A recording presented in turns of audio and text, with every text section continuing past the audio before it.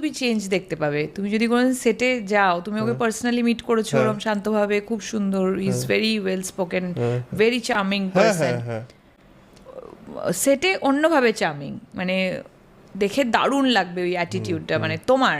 কিন্তু যারা কাজ করে তাদের পুরো অবস্থা মানে একদম you have to be on your toe, মানে সব মানে কি বেসিক্যালি ওর এনার্জিটা এত হাই হয়ে যায় না, এক সেকেন্ডও বসে না। প্রথম কথা হচ্ছে ও নিজের চেয়ারটাতে একবারও বসে না। কোনো একটা শর্ট দেখতে গেল বা মোস্ট অফ দ্য টাইম আমি দেখি ও দাঁড়িয়েই শর্টগুলো দেখছে, ওই বলো ওই শোগানে।